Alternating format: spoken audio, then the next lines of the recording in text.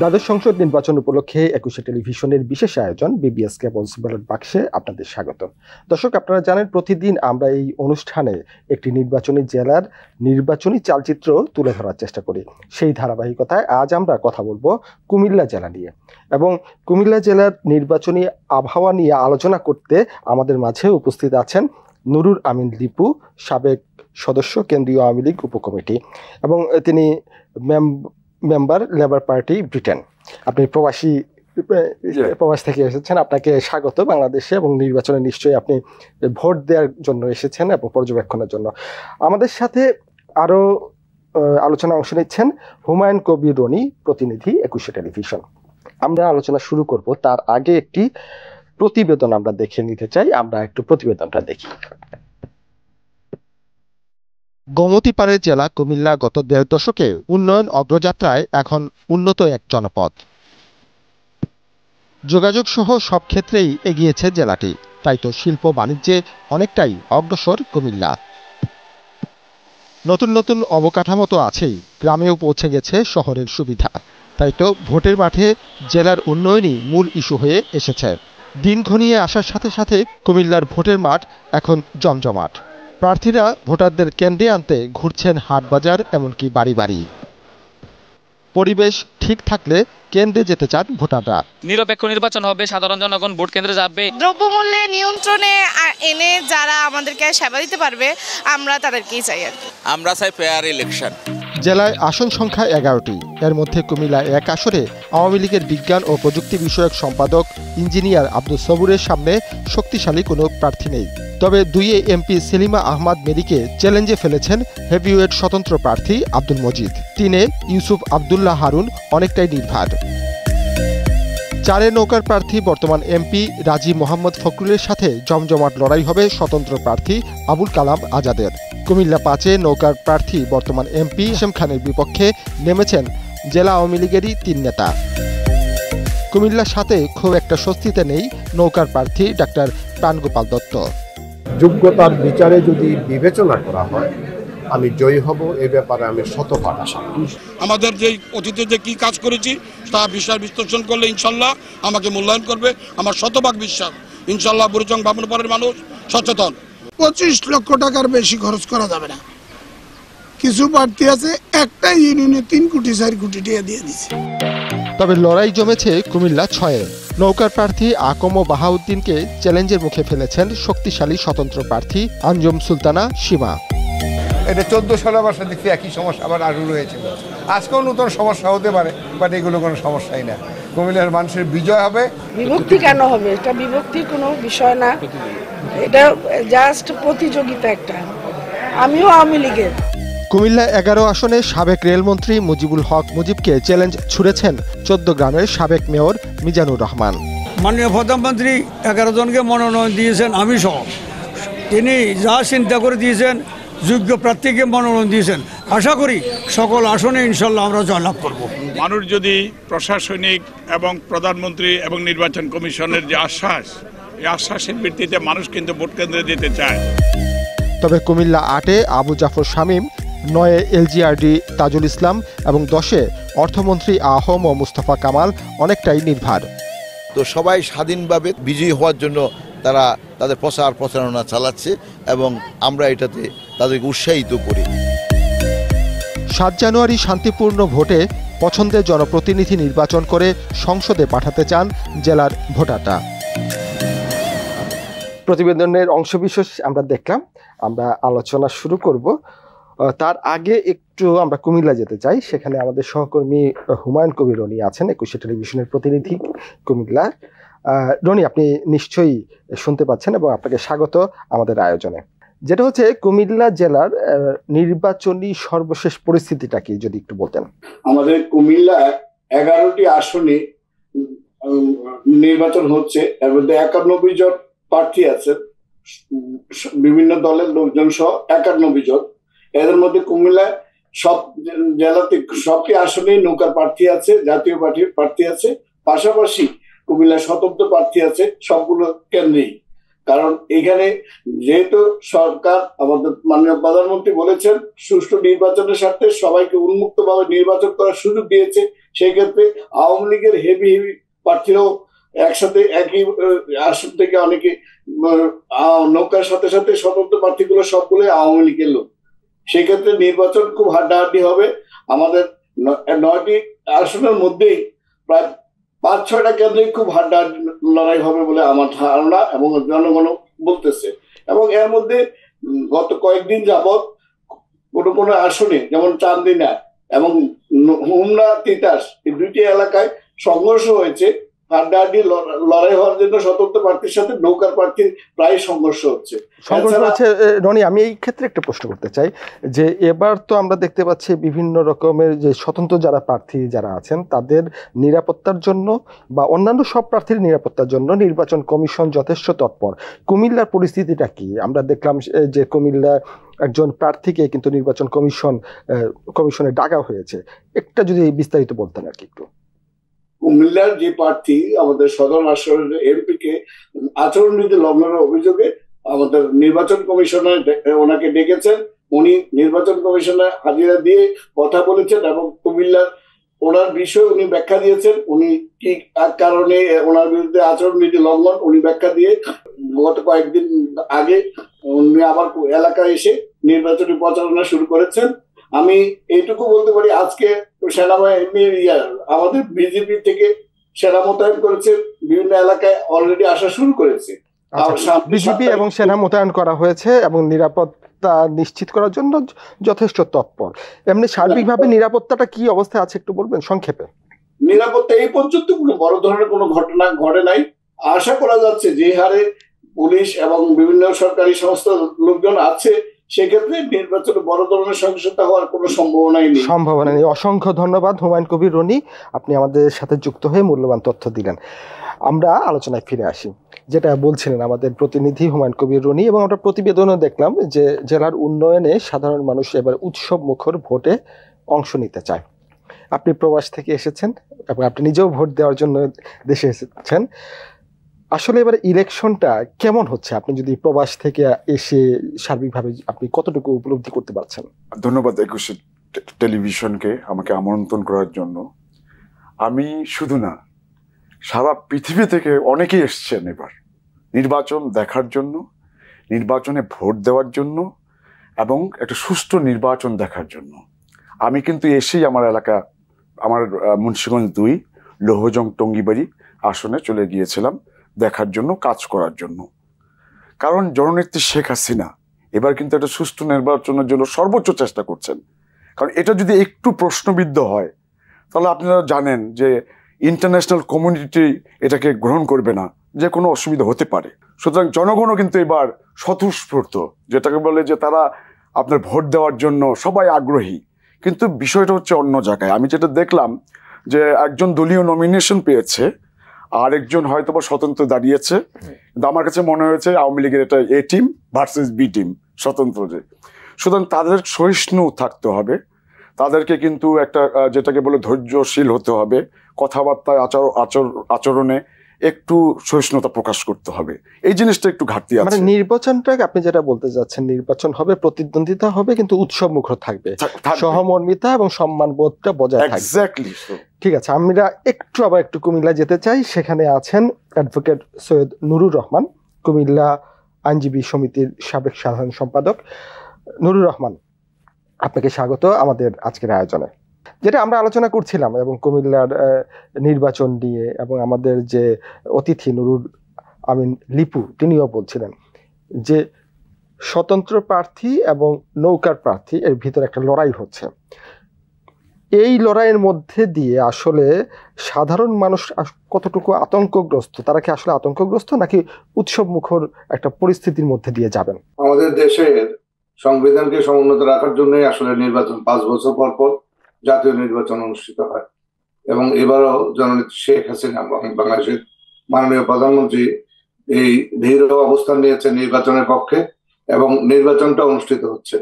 সারা দেশে একটা বিষয় লক্ষণীয় যে বিপুল সংখ্যক প্রার্থী স্বতঃস্ফূর্তভাবে নির্বাচনে এসছে। অনেকগুলো রাজনৈতিক দল নির্বাচনে অংশগ্রহণ করছে। আপনারা দেখতে পাচ্ছেন যে সারা দেশে মানুষ উৎসব মুখর পরিবেশে নির্বাচনী আমেজে মেতে উঠেছে। সারা দেশেই প্রত্যেকটি এলাকায় নির্বাচনের মিছিল অনুষ্ঠিত হচ্ছে, সেখানে নির্বাচনী প্রচারণা চলছে। স্বতন্ত্র প্রার্থী, বিভিন্ন দলীয় প্রার্থীরা প্রত্যেকেই যার যার সাধ্য এবং যার যার প্রচেষ্টা অনুযায়ী নির্বাচনী প্রচারণায় যেভাবে এগিয়ে যাচ্ছে এবং মানুষ যেভাবে স্বতঃস্ফূর্তভাবে সাড়া দিচ্ছে, প্রত্যেকটি নির্বাচনী এলাকায় যে এখন একটা উৎসব মুখর পরিবেশ বিরাজ করছে। উৎসব মুখর পরিবেশ বিরাজ করছে। আমরা যদি একটু জানতে চাই আপনার কাছে, যে আমরা দেখলাম সম্প্রতি আওয়ামী লীগ, তৃণমূল, বিএনপি, জাতীয় পার্টি সহ বেশ কয়েকটি দল কিন্তু তাদের নির্বাচনী ইশতেহার প্রকাশ করেছে। আওয়ামী লীগের যদি ইশতেহারটাকে একটু বিশ্লেষণ করতে বলি, তাহলে আপনি সংক্ষেপে কি বলবেন, আসলে এই ইশতেহারটা কেমন হলো? একটা বিষয় যে জননেত্রী শেখ হাসিনা একটি সবসময় জাতির সামনে একটা সুদূর প্রসারী পরিকল্পনা উপস্থাপন করে থাকেন। আমাদের যে সামনে 41কে টার্গেট করে স্মার্ট বাংলাদেশ গড়ার জন্য নেত্রী যেই ইশতেহার ঘোষণা করেছেন, এটার মধ্য দিয়ে একটি প্রযুক্তি নির্ভর, একটি স্বনির্ভর বাংলাদেশ গড়ার যে প্রত্যয় তিনি প্রদর্শন করে যাচ্ছেন, এই ইশতেহার তার পুরোপুরি প্রতিফলন ঘটেছে। যে একটা প্রযুক্তি নির্ভর নতুন প্রজন্ম, যার মধ্য দিয়ে ব্যাপক কর্মসংস্থানের সৃষ্টি হবে, মানুষের আত্মনির্ভরশীল জাতি হিসেবে আমরা যেন মাথা উঁচু করে দাঁড়াতে পারি, সেইটার প্রতিফলন ঘটেছে। জি, আপনাকে ধন্যবাদ। আপনি আমাদের সাথে থাকুন, আমরা ফিরবো আবার আলোচনা। যেটা বলছিলেন যে এবার কিন্তু আমরা দেখতে পেলাম যে ইশতেহার নিয়ে বেশ আলোচনা হচ্ছে দেশে এবং বিদেশে। আপনি যেহেতু প্রবাস থেকে আসছেন, আওয়ামী লীগের ইশতেহারে নতুন কি দেখতে পাচ্ছেন আপনি? আমি আসলে ইশতেহারটা এখনো শুনিনি, এটা আমি এখনো দেখিনি, কিন্তু যতটুকু শুনেছি এবং ভাই যেটা বললেন যে জননেত্রী শেখ হাসিনা একটি স্মার্ট বাংলাদেশ চায়, সুতরাং এই স্মার্ট বাংলাদেশ গড়ার প্রত্যয় নিয়েই কিন্তু ইশতেহারটা করা হয়েছে। সুতরাং আশা করি এটা মানুষের যে আশা আকাঙ্ক্ষার প্রতিফলন ঘটবে, তো এটা নিয়ে এই ইশতেহারটা হয়েছে। এবার হয়েছে। আমরা এই পর্যায়ে একটা বিরতি নিতে চাই, বিরতির পর আবার আলোচনায় ফিরবো। দর্শক, বিবিএস কেবলস ব্যালট বাক্সে এই পর্যায়ে একটি বিরতি।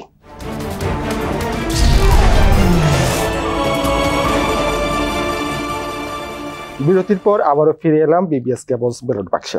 আমরা আলোচনা করছিলাম, আমাদের বেশ কয়েকটি প্রসঙ্গ চলে এসেছে যে নির্বাচনী কতটা উৎসবমুখর হচ্ছে এবং ইশতেহার নিয়ে আমরা কথা বলেছি। সম্প্রতি আমরা দেখতে পাচ্ছি যে এবারে নির্বাচনকে ঘিরে প্রশাসন বেশ তৎপর, অনেক রদবদল হয়েছে। নির্বাচন কমিশনও কিন্তু যথেষ্ট শক্তিশালী একটা ভূমিকা পালন করছে। আপনি যেহেতু প্রবাস থেকে এসেছেন, আপনার পর্যবেক্ষণ নিশ্চয়ই এক তীক্ষ্ণ দৃষ্টিতে আপনি দেখছেন। সার্বিকভাবে আসলে পরিস্থিতিটা কেমন মনে হচ্ছে আপনার কাছে? আমার কাছে চমৎকার মনে হচ্ছে। সত্যি কথা বলতে কি, আমি কিছু প্রশাসনের লোকজনের সাথে দেখাও করেছি,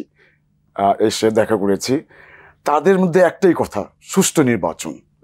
এবং আমাদের যে নির্বাচন কমিশনার রয়েছেন, ওনার কথাবার্তার মধ্যে একটু এটাকে কি বলে ডিফারেন্ট হয়নি, যেটা বলেছেন ওটাই উনি করেছেন।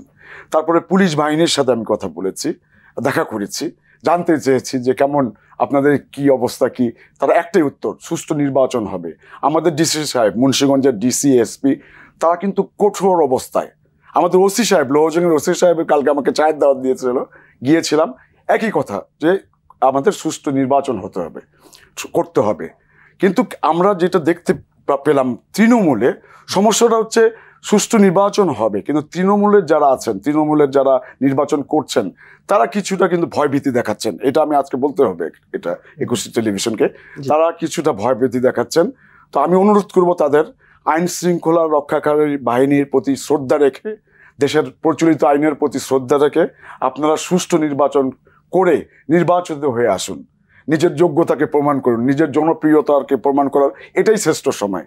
আশা করছি যেহেতু আইন শৃঙ্খলা বাহিনী অত্যন্ত কঠোর অবস্থানে, আর এটা থাকবে। এবং আজকে মনে হয় আমাদের বিজিবি নেমে গেল, 3 তারিখে সেনাবাহিনী নামবে। কোনো প্রকার এখানে র্যাগিং হওয়ার, যেটা কারচুপির চিন্তা ভাবনা, এটা হওয়ার সম্ভাবনা আমি দেখছি না আপাতত। মানে বিজিবি, সেনাবাহিনী সহ আইন শৃঙ্খলা পরিস্থিতি, যারা আইন শৃঙ্খলা দায়িত্বে যারা আছেন, তারা নিশ্চয়ই তাদের তৎপরতা দেখাবেন। আমরা একটু কুমিল্লা যেতে চাই, সেখানে আছেন অ্যাডভোকেট সৈয়দ নুরুর রহমান। আপনার কাছে একটু জানতে চাই যে এবারে নির্বাচনে উইনিং ফ্যাক্টর হিসাবে কি কি বিষয় আসলে কাজ করতে পারে? সেখানে হচ্ছে যে প্রার্থীদের ব্যক্তিগত স্বচ্ছতা, ব্যক্তিগত ইমেজ এবং বিগত সময়ে প্রার্থী তার নির্বাচনী এলাকায় জনগণের সাথে কতটা সম্পৃক্ত ছিল আর্থিকভাবে, জনগণের উন্নয়নে, জনগণের কার্যক্রমে, এবং সে নির্বাচনী এলাকায় অবস্থান করেছে কিনা এই বিষয়টা একটা প্রাধান্য পাবে। যে নির্বাচনী এলাকার সাথে তার যে প্রতিনিয়ত যে যোগাযোগটা, এটা অনস্বীকার্য যে একজন জনপ্রতিনিধি তার ভিতরে যে স্বচ্ছতা থাকবে, তার জবাবদিহিতা থাকবে, তার জনগণের সাথে নিবিড় সম্পর্ক থাকবে, যেটার মধ্য দিয়ে তার নির্বাচনী ভাবমূর্তিটা প্রতিষ্ঠিত হবে এবং ভোটাররা এটা মূল্যায়ন করবে। এবং উন্নয়ন কি কোনো ভূমিকা রাখছে? অবশ্যই এদেশে জননেত্রী শেখ হাসিনার নেতৃত্বে বিগত 15 বছরে এদেশের টোটাল উন্নয়নের একটা মহাকাব্য রচিত হয়েছে, যা ইতিপূর্বে বাংলাদেশের মানুষ কখনো দেখেনি। যে আজকে বাংলাদেশ যেই জায়গায় অবস্থান করছে, সেই উন্নয়নের যে জোয়ার, উন্নয়নের ধারাবাহিকতা, সেটা সারা বাংলাদেশকে স্পর্শ করছে, অংশগ্রহণ করছে। আপনি যারা শুনছিলেন যে উন্নয়ন একটা বড় ফ্যাক্টর হিসেবে কাজ করছে, আপনি যেহেতু বাইরে থেকে দেখছেন, মানে আই ভিউ আপনি দেখছেন, আসলে উপর থেকে যদি দেখেন তাহলে বাংলাদেশ আসলে কতটুকু এগুলো? বিশ্বাস করেন, আমি যখন এবার প্লেন থেকে নেমে যখন বের হলাম, আমাকে আগে প্রায় বছরখানে আগে এসেছিলাম, তখন প্রায় 2 আওয়ার্স লেগেছে, 2 to 3 আওয়ার্স বিমানবন্দর থেকে আমার বাসায় আসতে।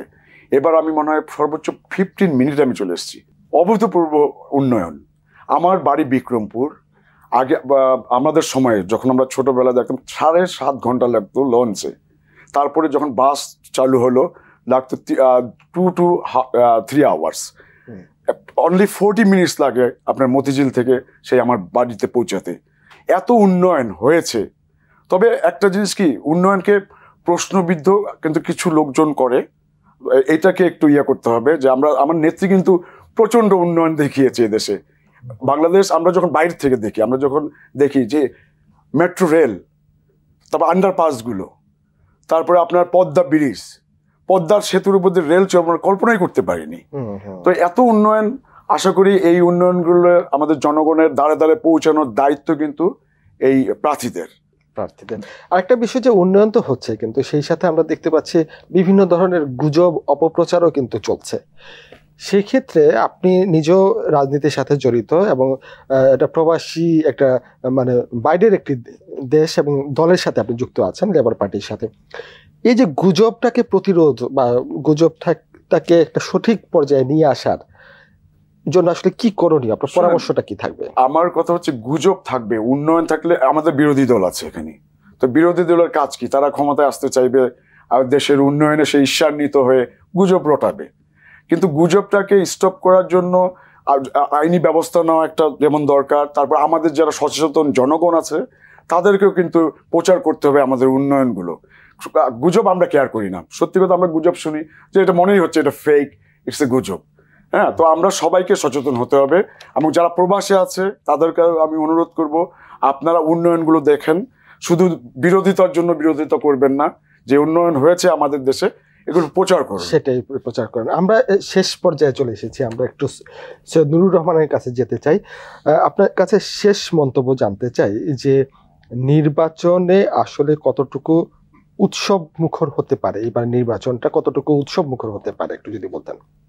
আমি আমার নির্বাচনী এলাকার কথা বলতে পারি যে কুমিল্লা 6 নির্বাচনী এলাকায় আমরা কুমিল্লা 6 নির্বাচন এলাকায় বাংলাদেশ আওয়ামী লীগের মনোনীত প্রার্থী বাহাউদ্দিন বাহারের যতগুলো নির্বাচন সভা দেখলাম, সবগুলো নির্বাচনী জনসভায় আপনার পুরুষদের থেকে মহিলাদের উপস্থিতি অনেক বেশি, এবং এতগুলো পথসভাতে প্রত্যক্ষদর্শী হিসেবে যেটা অবলোকন করলাম, প্রত্যেকটি নির্বাচনী জনসভায় বিপুল সংখ্যক মানুষের স্বতঃস্ফূর্ত উপস্থিতি। এবার নির্বাচন কমিশন কিন্তু কঠোরভাবে এটা মনিটরিং করছে। এর মধ্য দিয়েও মানুষের যে স্বতঃস্ফূর্ততা, মানুষের নির্বাচনকে ঘিরে যে আবেগ আগ্রহ তৈরি হয়েছে, এটার মধ্য দিয়ে পরিষ্কার হচ্ছে যে এই 7 তারিখের নির্বাচনে কুমিল্লার প্রত্যেকটি 152টা ভোট কেন্দ্র, প্রত্যেকটি ভোট কেন্দ্রে দেখা যাবে যে সকাল থেকে অজস্র মানুষের ঢল নামবে। এবং এটা হচ্ছে যে আমাদের যারা প্রার্থী তারা কতটা স্বতঃস্ফূর্তভাবে ভোটারের কাছে পৌঁছতে সক্ষম হয়েছে, মানে প্রার্থীরা আসলে কতটুকু ভোটার নিয়ে আসতে পারেন নির্বাচন কেন্দ্রে। অসংখ্য ধন্যবাদ, আপনি আমাদের সাথে থেকে আপনার মূল্যবান মতামত দিয়েছেন। আমরা একদম অনুষ্ঠান শেষ, আপনার শেষ মন্তব্য একটু জানতে চাই। আমার শেষ মন্তব্যে আমি বলবো যে আমাদের যে সুষ্ঠু নির্বাচনের জন্য জনগণ অপেক্ষা করছে, এই আকাঙ্ক্ষাটা পূরণ করার জন্য জননেত্রী আমাদেরকে একটা সুযোগ করে দিয়েছে। সুতরাং ওই প্রার্থী যারা আছেন তাদের সহিষ্ণু মনোভাব থাকতে হবে, এবং তারা আমি দেখেছি আমার এলাকার ইয়েতে কিছু অতি উৎসাহী, তারা আপনার যারা স্বতন্ত্র দাঁড়িয়েছে তাদেরকে কেন্দ্র করতে দিচ্ছেন না, তাদেরকে পোস্টার তাদের ছিঁড়ে ফেলছেন। এটা বন্ধ করা উচিত।